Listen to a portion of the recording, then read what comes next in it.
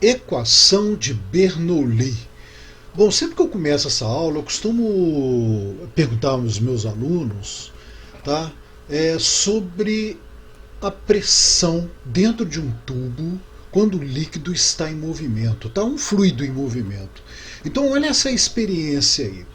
Você tem um tubo onde está entrando, vamos falar que é água, tá? Está entrando água aqui, mas você tem aqui numa parte do tubo que o diâmetro diminui.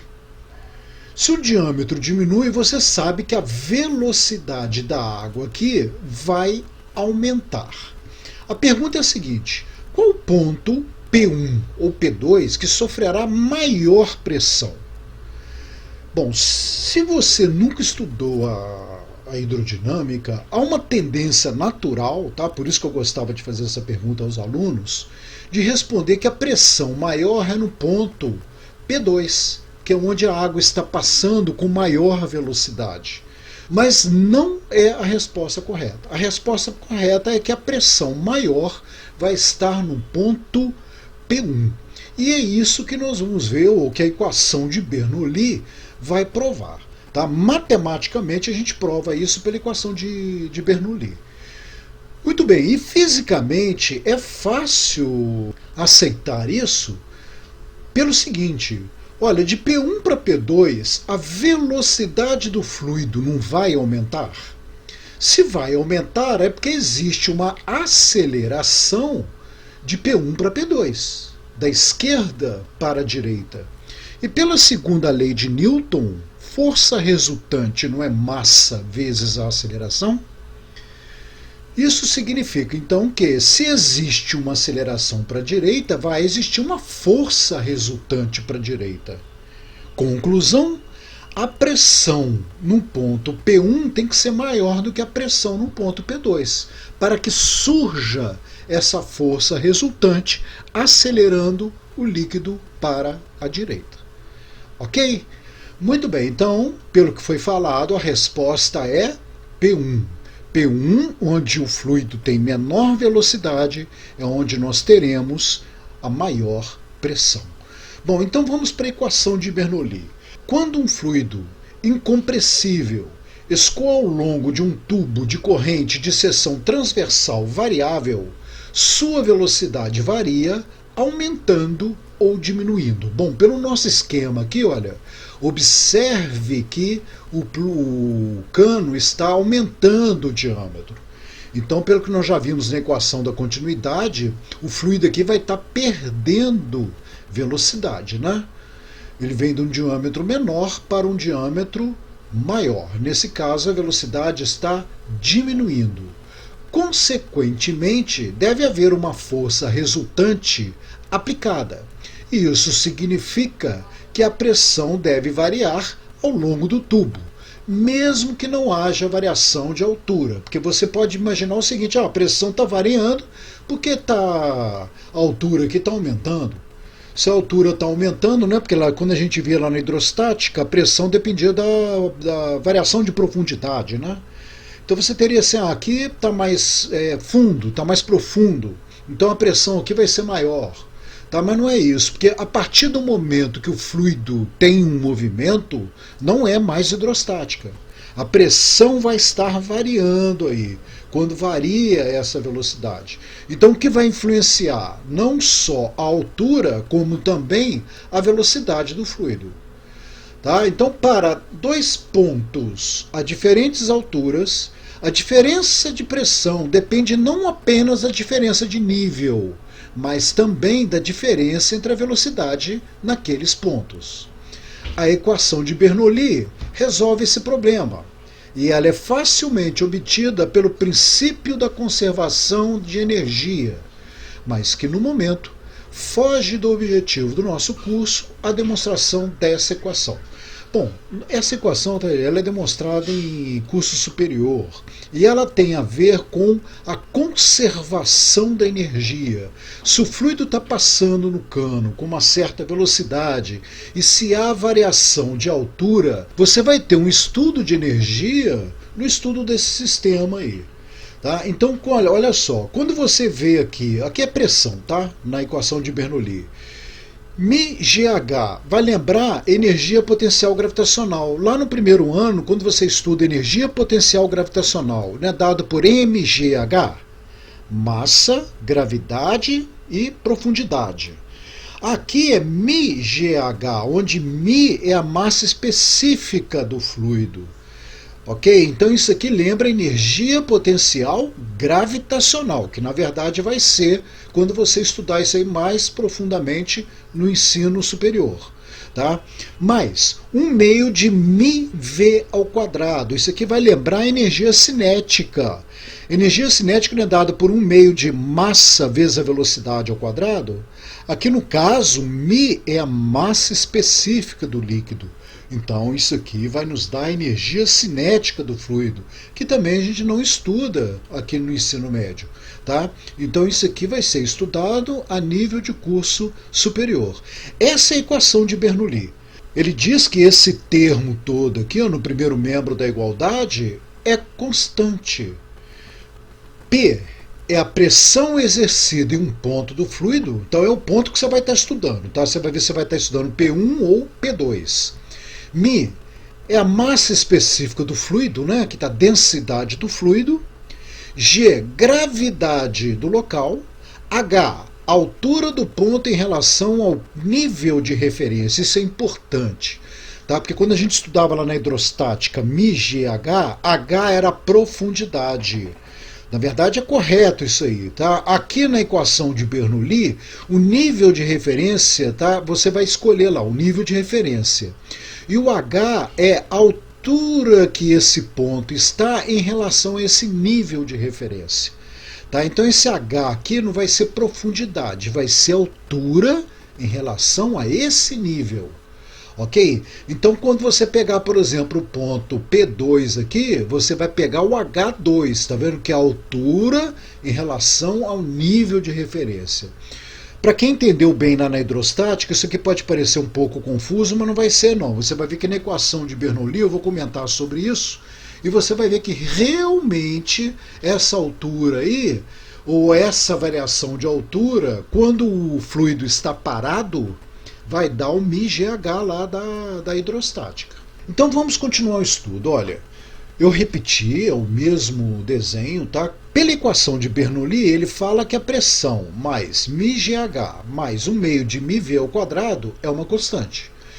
Se é uma constante, se você pegar os dois pontos, a equação de Bernoulli vai ficar assim. Olha, para o ponto 1, pressão 1 mais μGH1 mais 1/2 de μV1 ao quadrado. E para o ponto 2, pressão 2 mais μGH2 mais 1/2 de μV2 elevado ao quadrado. Então, se eu conheço a pressão no ponto P1, por exemplo, e te dou aí a altura, a massa específica, a gravidade, eu posso perguntar qual é a pressão no ponto P2 se você conhece a velocidade no ponto P2, a altura 2, etc. Ou então eu poderia pedir qual é a velocidade do fluido no ponto 2, já se eu te desse a pressão no ponto 2. Tá? Mais adiante nos exercícios nós vamos ver como é que é fácil e como funciona isso. Bom, vamos para algumas observações. A primeira, as equações da hidrostática são casos especiais da equação de Bernoulli para a velocidade nula em todos os pontos. Assim, quando V1 e V2 são nulos, a equação de Bernoulli reduz a variação de pressão é igual a μg, variação de profundidade. Tá vendo? É aquilo que eu tinha comentado lá na hidrostática. Por que vai acontecer isso? Olha, se o fluido está em repouso, né, nós vamos estar trabalhando com hidrostática, pega essa equação de Bernoulli. Olha, V1 vai ser zero, então esse termo aqui ele vai sumir. V2 também será zero, então esse termo aqui irá sumir. Então o que você vai ter? Olha, P1 mais μGH1 será igual a P2 mais μGH2. Olha, H1 é isso aqui, H2 é isso aqui. Então vamos supor que você queira calcular a pressão no ponto 1. Lá na hidrostática não seria simplesmente μg, variação de profundidade aqui, Vamos provar isso. Olha, você tem aqui, olha, a equação de Bernoulli para os dois pontos, tá? P1, aqui não é variação de pressão? Olha, P1 eu vou passar P2 para cá subtraindo. Então nós teremos P1 menos P2, variação de pressão. Esse termo aqui é nulo, né? Porque a velocidade é nula. Então o μgh1 eu vou passar para o segundo membro.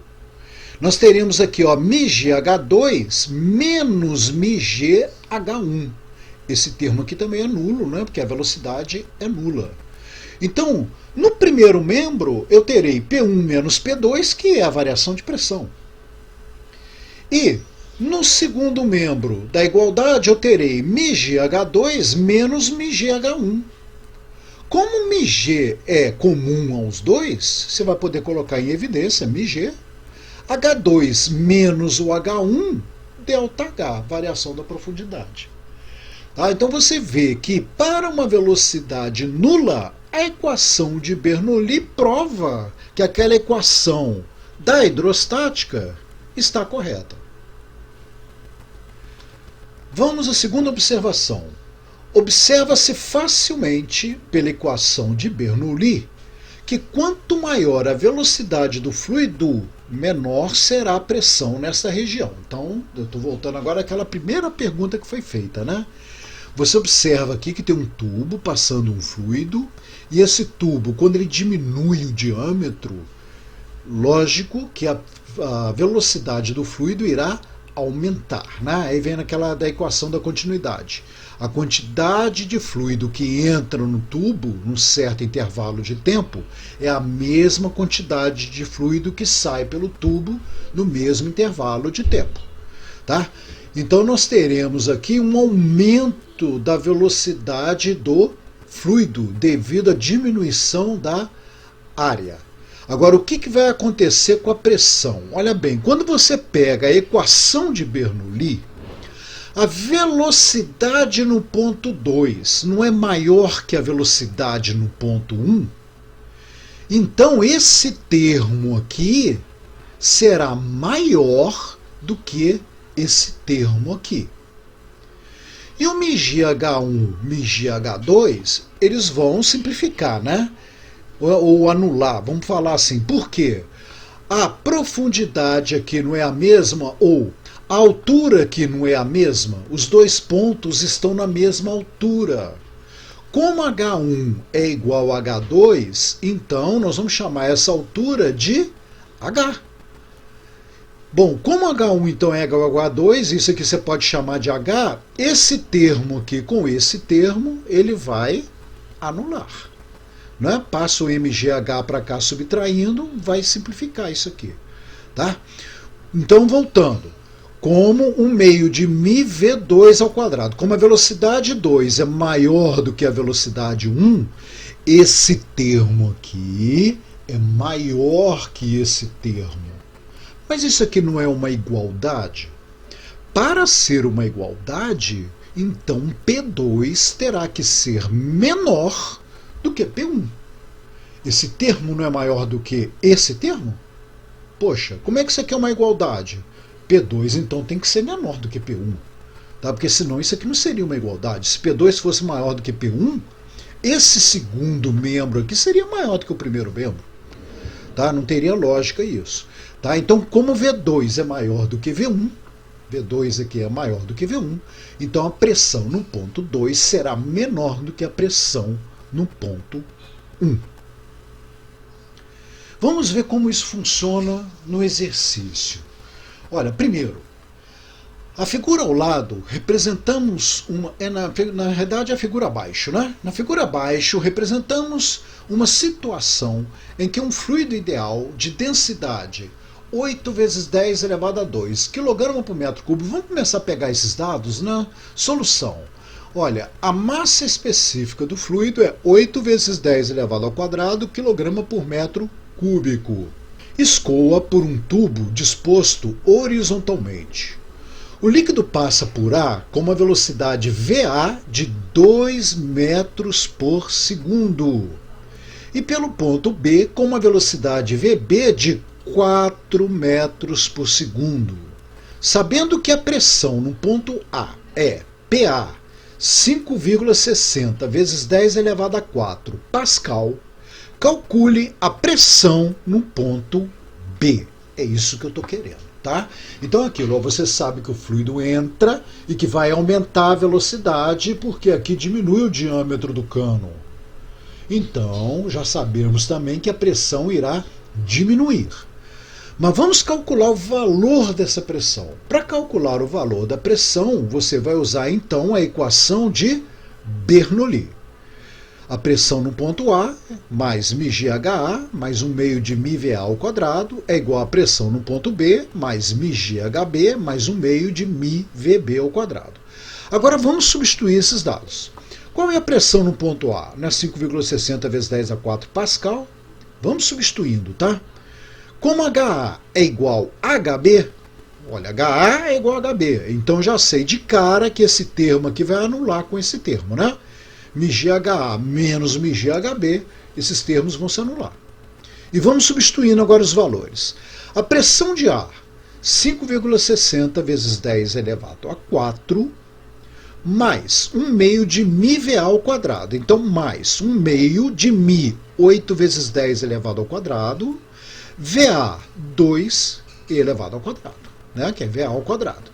Isso vai ser igual a pressão no ponto B, que eu estou procurando, mais 1 meio de μVB ao quadrado. Então, mais 1 meio de μ, que é 8 vezes 10 elevado ao quadrado, VB, que é 4, então VB ao quadrado, 4 elevado ao quadrado. Então, vamos fazer essa conta.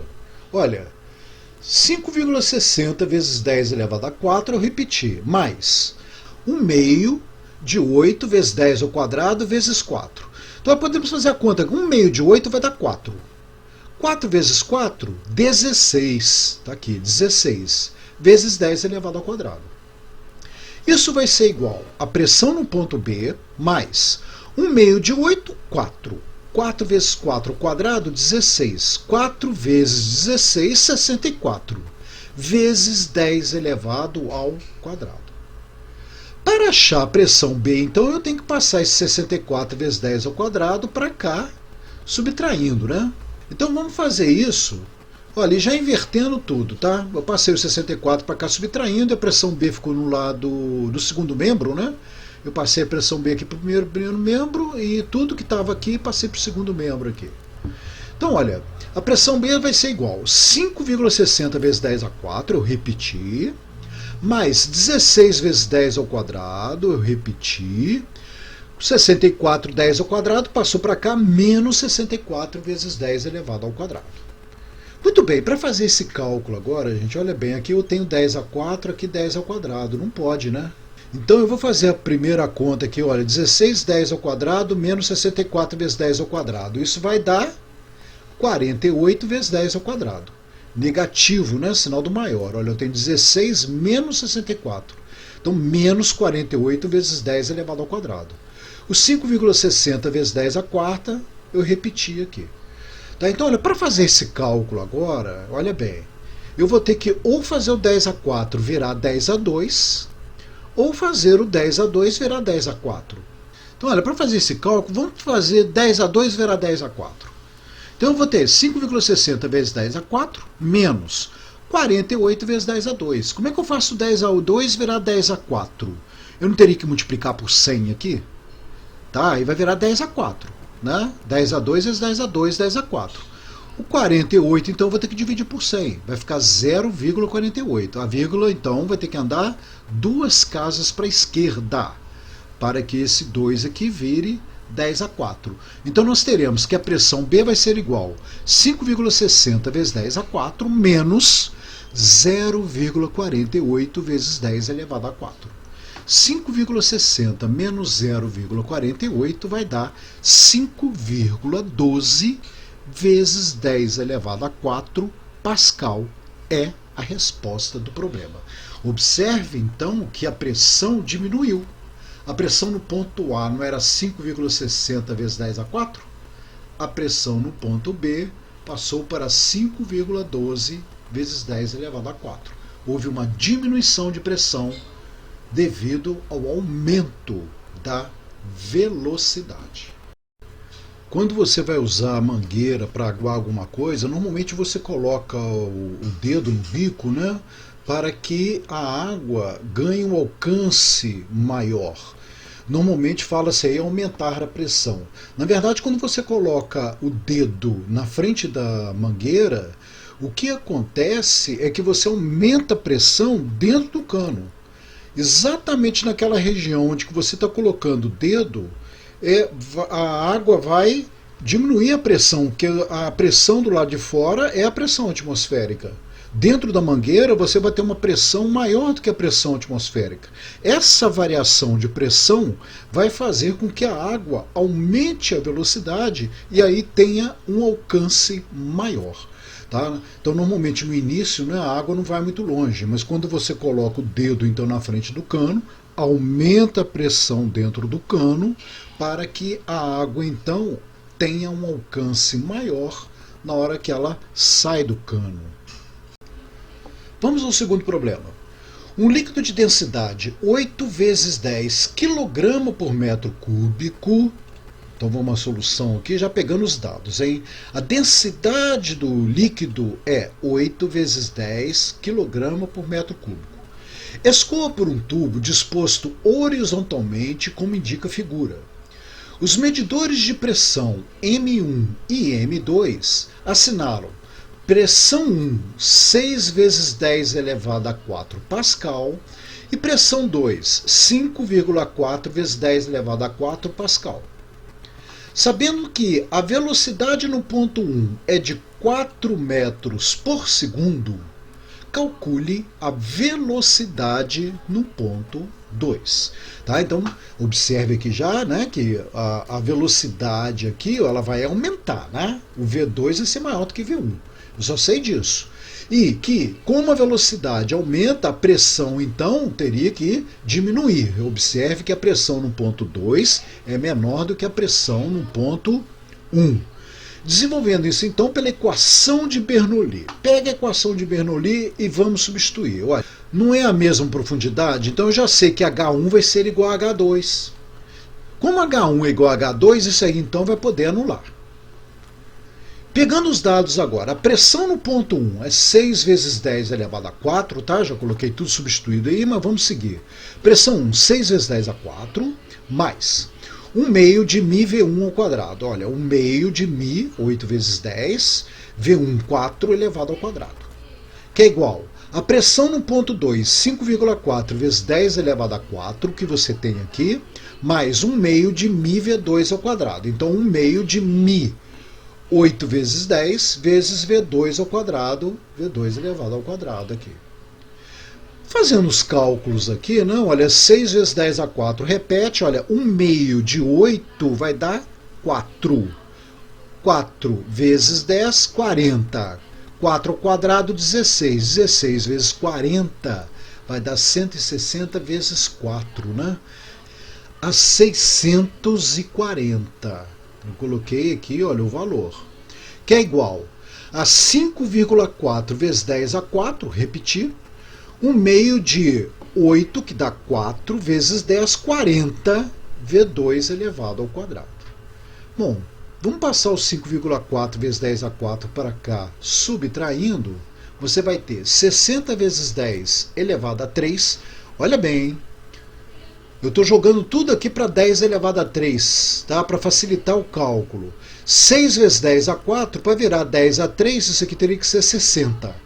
60 vezes 10 elevado a 3, menos 5,4 vezes 10 a 4. Passa para cá subtraindo, para isso aqui virar 10 elevado a 3, tá? Eu terei aqui, olha, que multiplicar por 10, né? Porque 10, para virar 10 a 3 aqui eu teria que dividir por 10. Então vamos multiplicar isso aqui por 10, vai dar 54. Então menos 54 vezes 10 elevado a 3. Mais, bom, 640. Como é que eu escrevo 640 na potência de 10 elevado a 3? Olha, eu teria que multiplicar por 1000, né? E dividir o 640 por 1000, que vai dar 0,640 vezes 10 elevado a 3. Reduzir tudo à potência de 10 elevado a 3. Muito bem. Vamos fazer agora essa conta aqui. 60 menos 54 vai dar 6. 6 mais 0,640 dará 6,640 ou 6,64 vezes 10 elevado a 3. Isso é igual a 40V2 ao quadrado. Eu vou fazer então essa conta, 6,64 vezes 10 a 3, não é 6.640? Vai dar aqui, 6.640 dividido por 40. 6.640 dividido por 40. Como você teria o V2 ao quadrado, eu já estou extraindo a raiz quadrada aqui. Raiz quadrada de 6.640 dividido por 40. Você vai simplificar, né? Simplifica aí, 664 dividido por 4 vai dar 166. Raiz quadrada de 166, aproximadamente 12,9 metros por segundo. Ok? Você pode achar ruim aqui, né, de mais ou menos. Na hora que você extrai a raiz quadrada, você teria que colocar mais ou menos aqui. Mas a velocidade está sendo para a direita, né? Estou desprezando o mais ou menos aqui. A resposta vai ser positiva para a gente aí. É porque se você quiser seguir o rigor matemático, né, você poderia colocar aqui mais ou menos. Vamos a um terceiro problema. A água chega a uma casa por uma tubulação de 2 centímetros de diâmetro interno, com pressão de 4 vezes 10 elevado a 5 Pascal e velocidade de 3 metros por segundo. Essa água é levada por um cano de 1 centímetro de diâmetro interno para um banheiro situado 2,8 metros acima da chegada da água. Qual a velocidade da corrente e a pressão na torneira do banheiro quando ela está aberta? Aí foi dada aqui a massa específica da água e a gravidade. Vamos fazer um desenho aqui para você entender melhor o que está acontecendo. Olha, é como se a água viesse da rua por um cano. Esse cano diminui o diâmetro e está levando a água direto para a torneira lá do banheiro. Ok? Não está passando por uma caixa d'água. Então isso aí é como se estivesse ligado direto na rua aí. Muito bem. Então, olha, você vai ter aqui, olha, a altura, né, 0, que seria o parâmetro, que seria o nível de referência em relação ao início do cano. Tá? E você vai ter aqui uma altura que é onde está o banheiro. A torneira do banheiro vai estar 2,8 metros acima deste nível de referência. A água entra pelo cano com uma velocidade V1. Como diminui o diâmetro do cano, essa velocidade irá aumentar. Então você vai ter uma velocidade maior da água na saída do cano. Essa velocidade nós vamos querer calcular ela. Pegando os dados então, tá? Esse cano ele tem 2 centímetros de diâmetro na entrada. Olha, para você calcular a área, né? Porque se você for precisar aí desse raio, na verdade é para calcular a área. A área é πr ao quadrado. Então o que importa, o que interessa é o raio do cano. Então, se ele tem 2 centímetros de diâmetro, então nós teremos que o raio 1 é de apenas 1 centímetro, né? É a metade do diâmetro. Com pressão de 4 vezes 10 elevado a 5 Pascal. Pressão 1,1, então 4 vezes 10 elevado a 5 Pascal. E velocidade no ponto 1 de 3 metros por segundo. Essa água, então, é levada por um cano de 1 centímetro de diâmetro interno. Olha, já é esse cano menor aqui. Se ele tem 1 centímetro de diâmetro, o raio dele será de meio centímetro. Para um banheiro situado a 2,8 metros acima da chegada da água. Ou seja, essa altura 2 aqui, ela vai ser 2,8 metros. E a altura 1, 0, né, gente? Porque seria um nível 0 aqui. eu pergunto qual é a velocidade do fluido no ponto 2 aqui, olha, na saída da torneira. Se você for usar a equação de Bernoulli aqui, para você calcular a velocidade no ponto 2, você teria que também conhecer a pressão no ponto 2, e isso você não conhece. Você só conhece a pressão no ponto 1. Tá? Note que ele está perguntando aqui, ó, qual a pressão na torneira do banheiro quando ela está aberta e a velocidade. Tá? Então, para calcular a velocidade, eu vou precisar da pressão. Como é que eu vou chegar, então, na velocidade usando a equação de Bernoulli? Não tem jeito. Você vai ter que usar, então, a equação da continuidade. Nesse caso aí, que nós vimos no capítulo anterior. Né? Você vai ter área 1 vezes a velocidade 1 vai ser igual a área 2 vezes a velocidade 2. Nós vamos calcular primeiramente o valor da velocidade 2, para depois calcular a pressão no ponto 2. Tá? Área 1, isso aqui é um tubo circular, né? A área não é πr ao quadrado? Então nós vamos ter, olha, πr1 ao quadrado vezes a velocidade 1 será igual a πr2 ao quadrado vezes a velocidade 2. Substituindo, ou antes, né, você pode até simplificar aí, ó, pi pode cortar, né? Pi corta. Substituindo agora, R1, agora eu queria que você ficasse atento a uma coisa aqui. Note que o R está em centímetro. Centímetro. A altura está em metro, a pressão está no sistema internacional, né? A altura também no sistema internacional, e o raio em centímetro. Então você poderia querer aqui passar para metro, que é o sistema internacional. Pode até fazer. Tá? Mas não há necessidade. Por quê? Como o raio aqui tem centímetro e aqui tem centímetro, eu vou ter aqui centímetro quadrado e vou ter aqui centímetro quadrado. Vai simplificar, que eu não vou poder passar para cá dividindo. Centímetro quadrado com centímetro quadrado vai simplificar. Então não há necessidade de se transformar para o sistema internacional aqui. Então eu vou deixar desse jeito. Tá? Substituindo, então, o raio 1, vou deixar um 1, olha, 1 elevado ao quadrado, vezes a velocidade 1, que vale 3. Isso vai ser igual o raio 2 ao quadrado. Quanto que vale o raio 2? Meio ao quadrado, vezes a velocidade 2. Olha, meio ao quadrado, isso aqui vai dar um meio, vai dar um quarto, que é 0,25. Né? Eu vou passar 0,25 dividindo. Tá? 1 vezes 3, 3 dividido por 0,25 vai dar 12 metros por segundo. Esta é a resposta da velocidade do fluido no ponto 2. Agora sim nós teremos condições de calcular a pressão na torneira. Tá? Já a velocidade, qual a velocidade da corrente e a pressão, a velocidade acabamos de calcular. Então, para calcular a pressão, né, qual é a pressão no ponto 2? Aqui sim, agora eu posso usar a equação de Bernoulli. Tá bom? Vai haver um desnível, né? Então você não pode simplificar agora o H1 com o H2 aqui, olha, né? O μgH1 com o μgH2. Tá? Isso aqui não vai anular, porque o desnível, ocorre um desnível aqui, sendo que o H1 é igual a zero aqui, ó. Tá? Que é exatamente o nível da torneira na rua, lá, né? Onde que a água sai da rua.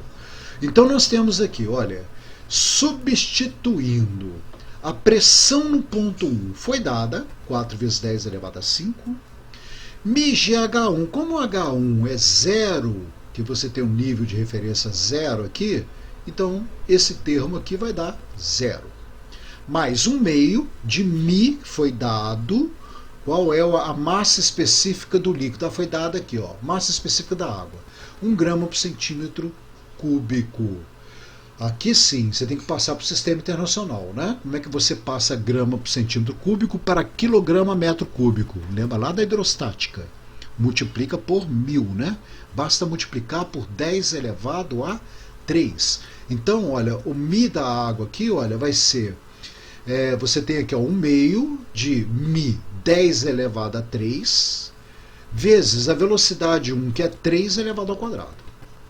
Isso vai ser igual a pressão no ponto 2 que eu estou procurando, mais μ, olha, agora a altura, nós vamos ter uma altura aqui, né?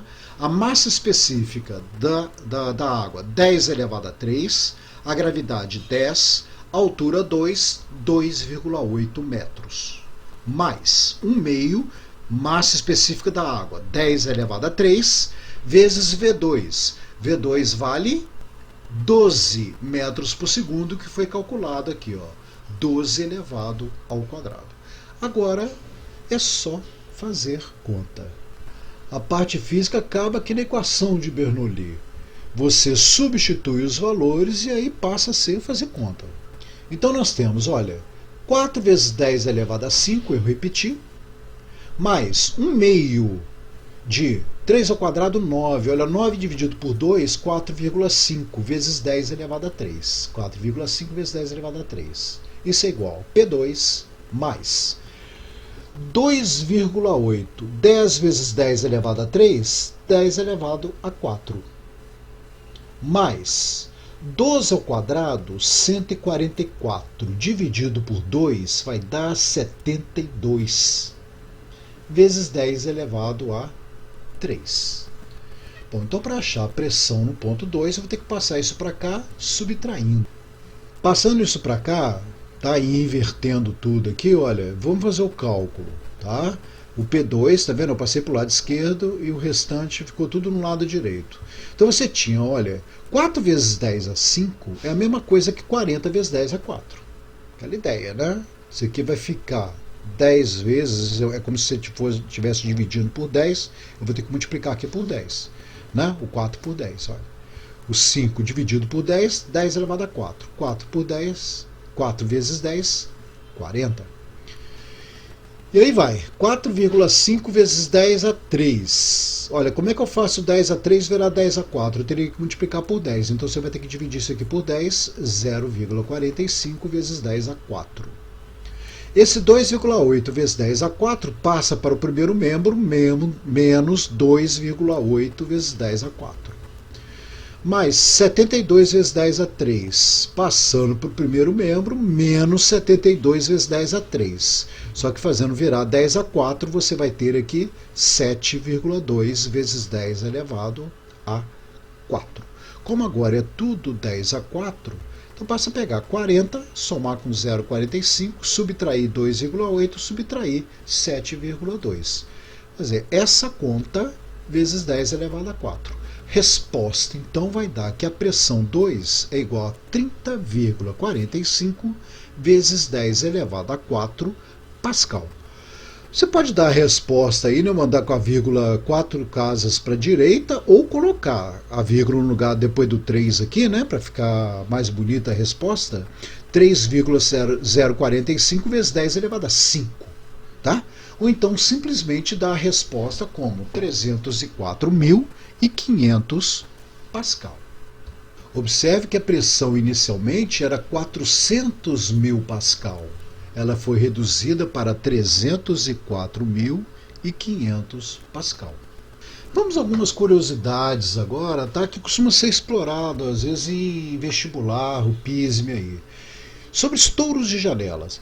Olha, quando ocorre uma ventania muito forte fora da casa, você poderia imaginar um furacão, um tornado.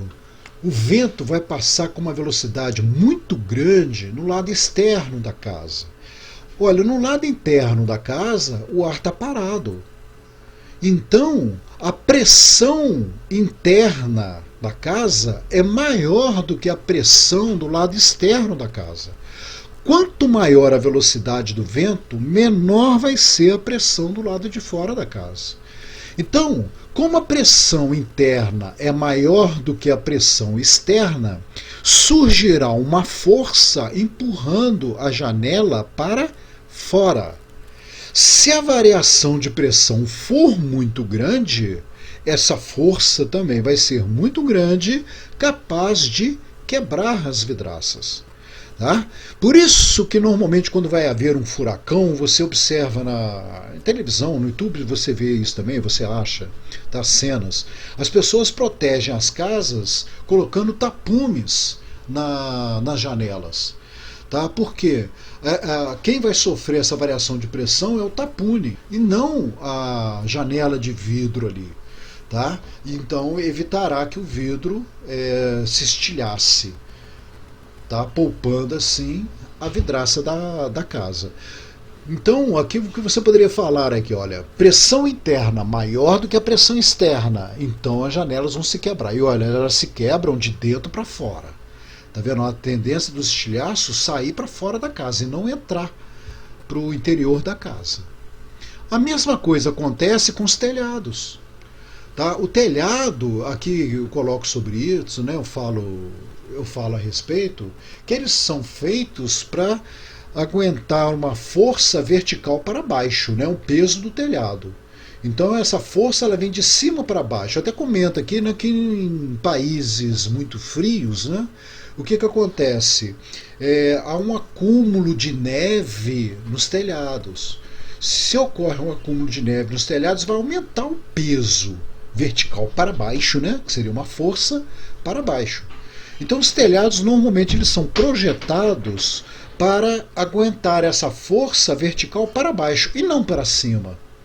Tá? E as telhas normalmente ficam soltas, né? Então o que vai acontecer? Quando ocorre uma ventania muito forte, você vai ter uma diminuição de pressão no lado externo do telhado.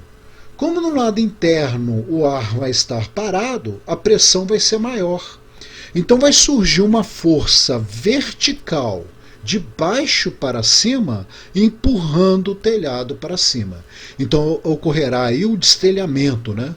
Aí você observa aí nas imagens que vão seguir que esse destelhamento ele ocorre sempre verticalmente de baixo para cima. Tá? Olha os vídeos que eu separei para vocês aí. São cenas retiradas do YouTube, tá?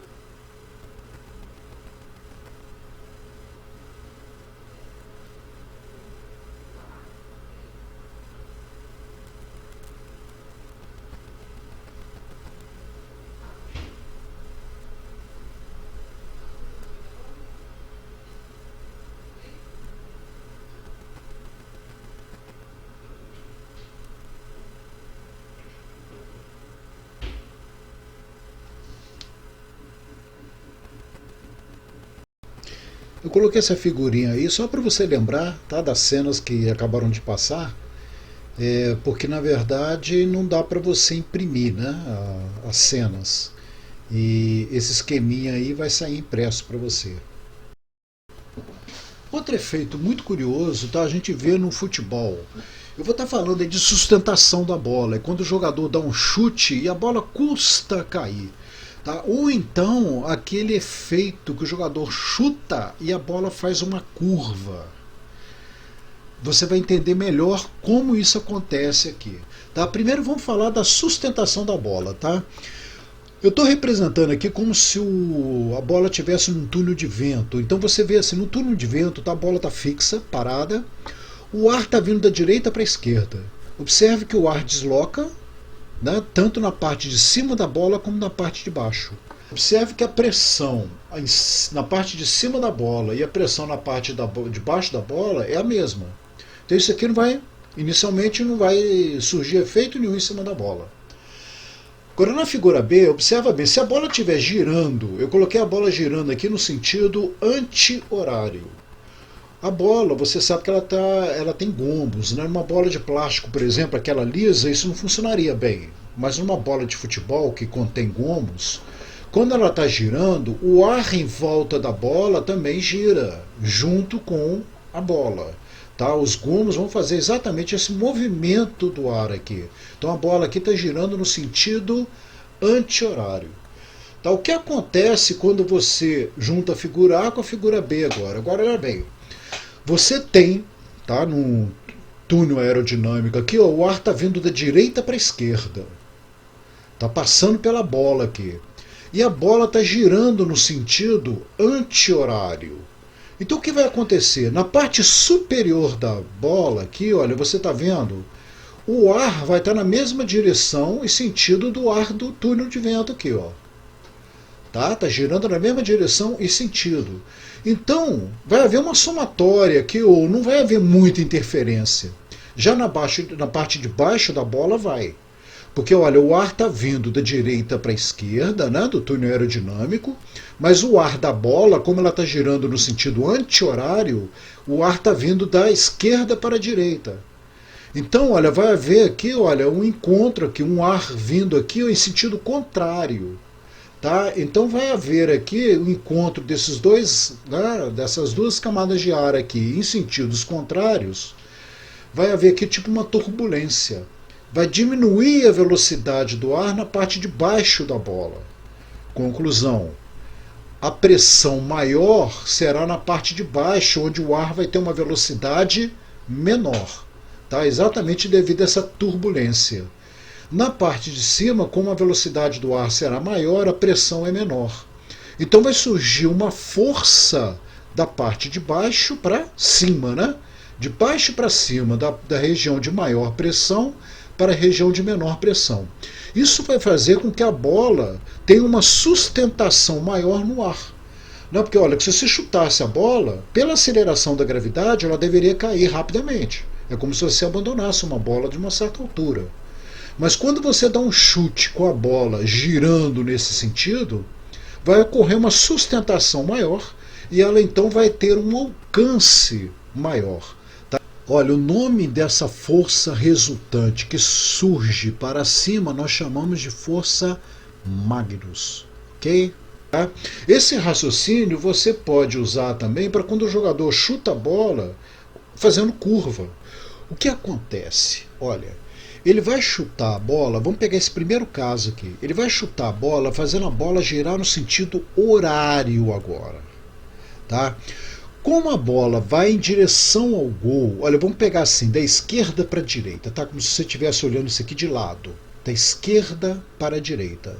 Na verdade, o ar pode estar parado. Como a bola está movimentando, ela vai sentir o ar vindo da direita para a esquerda, né? A bola está deslocando para a direita, então isso aqui é como se fosse um tubo de vento aqui, olha. O deslocamento do ar da direita para a esquerda. Como a bola está girando no sentido horário, olha, ele vai estar trazendo o ar aqui, ó, da esquerda para a direita, nesse lado da bola, que é o lado esquerdo da bola. Então aqui vai haver uma diminuição na velocidade do ar. Já no lado direito da bola aqui, olha, vai ter um aumento na velocidade, né? Você está pegando a velocidade do ar girando junto com a bola, que vai somar junto com a velocidade do ar que está vindo aqui, ó. Tá? Ele, na verdade, ele está vindo contra o movimento da bola, né? Mas como ele está sendo desviado aqui, ó, vai haver um aumento na velocidade aqui. Então a pressão vai diminuir aqui. Aumento de velocidade, pressão menor aqui. A parte esquerda da bola, menor velocidade do ar, pressão maior. Então surge uma pressão do lado esquerdo da bola, empurrando a bola para o lado direito. Tá? Vai haver uma variação de força da esquerda para a direita. O efeito Magnus vai empurrar a bola fazendo uma curva para a direita. Então se o jogador chutar a bola, com a bola girando no sentido horário, a bola vai fazer uma curva para a direita. Já que, quando ele chuta a bola, fazendo a curva no sentido anti-horário, o raciocínio é análogo. Olha, a bola está indo em direção ao gol, então ela está sentindo o vento vindo da direita para a esquerda. Então irá se somar, olha, com a parte do lado esquerdo da bola aqui, olha, o ar se soma aqui, ó, devido ao giro da bola com o ar externo aqui. Vai haver um aumento da velocidade do ar aqui, menor pressão. Já no lado direito da bola, como o ar está vindo em sentido contrário, vai haver aqui uma zona de turbulência. Nessa zona de turbulência, então o ar diminui a velocidade, aumentando a pressão. Como a pressão do lado direito é maior do que a pressão no lado esquerdo, vai surgir a força Magnus da direita para a esquerda, fazendo com que a bola faça uma curva para a esquerda. Eu separei aqui alguns vídeos do YouTube, tá? Com gols com bola fazendo curva. Você vai verificar aí, tá, com a curva que ela faz e o giro da bola. Dependendo do ângulo da câmera, você consegue perceber o sentido do giro da bola.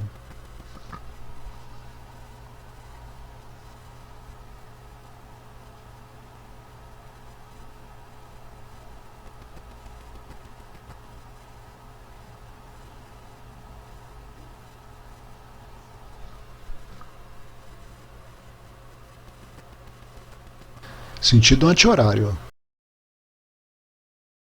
Asa de avião. Olha, a asa do avião ela é projetada de tal maneira que o ar passe com uma velocidade menor na parte de baixo da asa. Tá vendo as linhas de corrente aqui? Olha, elas estão mais afastadas.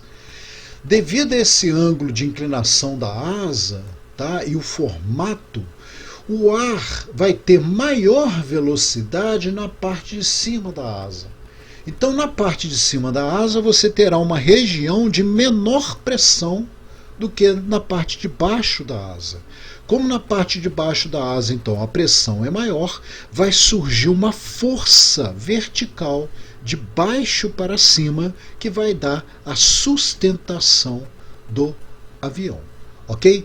A gente não pode confundir essa força com empuxo. Tá? Não tem nada a ver, porque o empuxo é devido ao peso do fluido deslocado. Isso aí a gente pega lá na hidrostática, né? Quando o fluido está parado. Aqui não, o fluido aqui está em movimento, né? O avião está em movimento, então há um deslocamento do ar. O ar é o fluido em movimento. Então você justifica pela variação de pressão, ok? O tubo de Venturi também ele costuma ser bem explorado. Tá? O tubo de Venturi ele mostra, através de vasos comunicantes aqui, essa região de menor pressão. Imagine bem, isso aqui é um tubo, onde vai passar um fluido, né? Vai ficar mais fino aqui, olha. Está passando um fluido, mas existe aqui um vaso comunicante aqui, olha, ligado à tubulação. Se o fluido aqui tivesse parado, e você pegasse dois pontos no mesmo nível, a pressão não seria igual? Você teria que o nível desse tubo seria igual ao nível desse tubo aqui. Mas como o fluido está passando aqui e a pressão aqui é menor, o que acontece? O fluido irá descer aqui. Você não terá mais o mesmo nível aqui. Tá? Exatamente porque a velocidade aqui é maior. E usando a equação de Bernoulli, tá, com esses dados, dá para você calcular a velocidade dentro do tubo. Exatamente por essa variação de profundidade aqui. Assim você acaba calculando a velocidade do fluido aí. Assim, se você conhece, por exemplo, a velocidade do que o fluido passa no ponto 1, você passa a conhecer a velocidade do fluido nesse ponto 2 através da variação de altura nos vasos comunicantes. E existe um dispositivo no avião que se calcula exatamente a velocidade do avião com um dispositivo parecido com esse aqui. Ok? Olha só, você tem aqui tipo um mercúrio, é um mercúrio, imagina um mercúrio líquido, né? Um metal pesado. Esse metal, se o ar tivesse parado aqui, esse vaso comunicante aqui, eles estariam no mesmo nível. Mas se você fazendo o ar passando por aqui, ou um fluido qualquer passando por aqui, o que vai acontecer? Aqui ele vai ter menor velocidade do que aqui. Não é? Então menor velocidade, pressão maior. A pressão maior vai empurrar esse fluido aqui para baixo. Tá? E aqui, como você tem uma pressão menor, diminuindo a pressão, esse fluido aqui irá subir para cá. Ok? Então haverá esse desnível. Baseado nesse desnível, dá para você calcular a variação de velocidade aqui. Então um dispositivo muito parecido com esse, eles usam para calcular a velocidade do avião, né? Porque a velocidade de um carro, o carro ele anda no asfalto, está girando o pneu. Então você tem um conta-giros ali, de pneu ali, que vai te dar a velocidade do carro. Agora, com o avião lá em cima, como é que é calculada a velocidade do avião lá em cima? É exatamente um dispositivo parecido com esse, onde você vai ter uma variação de pressão entre dois pontos e através dessa variação de pressão eles calculam a velocidade do avião. Aqui é parecido, né? Só que aqui você tem aqui manômetros, tá vendo? Olha, como a velocidade do fluido aqui é maior, o manômetro aqui está representando uma leitura menor. Né? Velocidade menor aqui, olha, pressão maior. Então o manômetro vai indicar uma leitura maior para a pressão aí. Aqui tem um frasco de perfume, tá? E eu vou explicar como é que funciona mais ou menos o desodorante, porque é padrão. Imagina um frasco de perfume e você tem aqui um caninho, tipo aquele canudo de refrigerante, né, de tomar refrigerante. Tá? Ele está interligado ao líquido lá dentro. E você tem aqui uma bombinha onde que você aperta, você vai fazer o ar passar por aqui. Olha, quando o ar passa por aqui, tá vendo? É um outro tubo interligado a esse primeiro tubo. Quando o ar passa por aqui, vai haver uma diminuição de pressão aqui. Diminuindo a pressão aqui, vai ser igual o que nós aprendemos lá na hidrostática, quando você faz a sucção no tubo de refrigerante, né, no canudinho. Diminuindo a pressão aqui, a pressão atmosférica vai empurrar esse fluido para cima. Então nós teremos aqui o fluido sendo borrifado para fora do recipiente. Ele sai através de gotículas aí, né? Você vai ter um movimento do ar e um pouquinho de fluido que está chegando aqui. Então ele é borrifado em gotículas do fluido que está aqui dentro. Tá, o desodorante funciona assim também. Tá? Você tem no desodorante, na verdade, ar comprimido. Esse ar comprimido, quando você aperta lá a válvula do desodorante, ele vai escapar. E o desodorante vai estar interligado a um tubo. Diminuindo a pressão nesse tubo, ele vai puxar o desodorante lá de dentro. Tá? Vai surgir uma força empurrando esse desodorante para fora e o desodorante sai borrifado aqui. Ok? Bom, e aqui, tanto na torneira quanto no óleo aqui, a explicação é a mesma. Você vai observar o seguinte, quando você abre a torneira muito pouquinho, a torneira vai ter um filete de água aqui. Tá? Você vai observar que à medida que esse filete vai caindo, ele vai ficando cada vez mais fino, quando ele distancia da boca da torneira. Isso acontece por quê? Pela equação da continuidade, à medida que a velocidade aumenta, a área não diminui? Se a área diminui, olha, aqui está aumentando a velocidade, a área exatamente do fluido, né, você poderia imaginar que isso aqui fosse um cano, né, estaria diminuindo à medida que aumenta a velocidade. Então você, quando vê um filete na torneira, você vai observar que ele é mais grosso na parte de cima. À medida que ele cai, ele vai ficando fino. Aqui no mel, né, despejando o mel, você observa bem isso. Né? Quando o mel começa a descer aqui, olha aqui, olha, é uma lâmina mais grossa. E à medida que vai caindo, olha como é que vai diminuindo o diâmetro da lâmina aqui. Tá? Vai ficando mais fino, porque vai aumentando a velocidade. Pela equação da continuidade, dá para você entender isso aí. Bom, como nós já estamos com mais de 58 minutos de aula, eu vou deixar a equação de Torricelli para a próxima aula. Fica aí então uma lista de exercícios para vocês reforçarem a equação de Bernoulli e até a próxima aula com equação de Torricelli.